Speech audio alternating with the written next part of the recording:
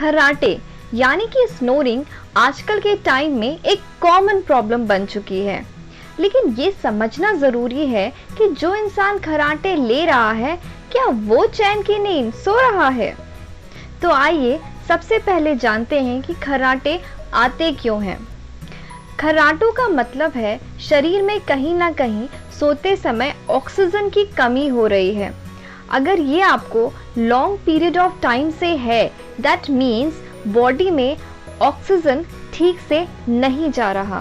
Snoring का इलाज ठीक से ना किया जाए तो ये स्लीप एपनिया जैसी सीरियस प्रॉब्लम बन सकता है, जिसके कारण हमें hypertension, heart attack, stroke, diabetes, memory loss, depression जैसी कई गंभीर प्रॉब्लम्स हो सकती हैं। कैसे हम आयुर्वेद की मदद से इस प्रॉब्लम को ठीक कर सकते हैं, आइए जानते हैं। 1. Peppermint oil. सोने से पहले पानी में पुदीने के तेल की कुछ बूंदें डालकर गरारे करें, क्योंकि पेपरमिंट ऑयल में प्यूरिफाइंग इफेक्ट्स होते हैं which helps to clear the sinuses, जिसके कारण सोते समय सांस लेने में आसानी होती है। नंबर 2. कार्डामोम। इलायची श्वसन तंत्र को खोलने का काम करती है।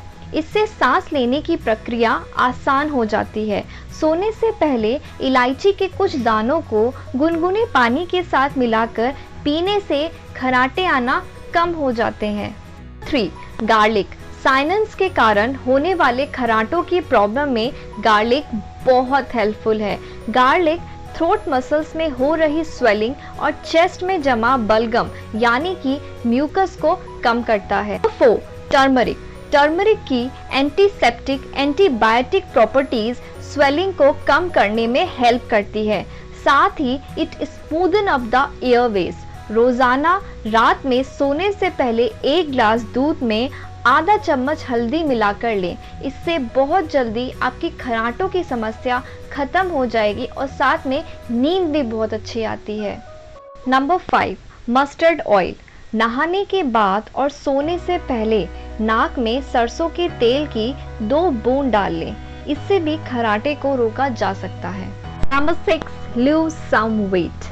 जो लोग ओवरवेट होते हैं उनमें स्नोरिंग की प्रॉब्लम ज़्यादा देखी जाती है, क्योंकि वेट ज़्यादा होने के कारण एक्स्ट्रा फैट जमा हो जाता है इन द बैक और near the throat that narrows the airway.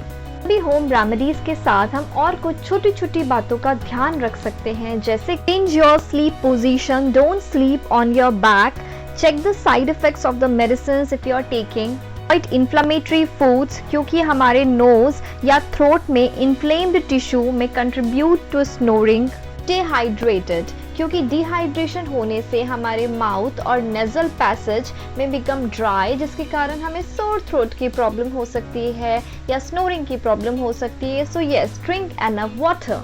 Steaming. अगर आपको फीवर है या कोल्ड है और उसके कारण अगर आपको नेजल कंजेशन हो रहा है, नाक बंद है या स्नोरिंग की प्रॉब्लम हो रही है, तो हम गर्म पानी की भाप ले सकते हैं, उससे भी हमें बहुत राहत मिलेगी। ये थी हमारे कुछ सिंपल सी होम रेमेडीज जिससे हम स्नोरिंग की प्रॉब्लम से राहत पा सकते हैं।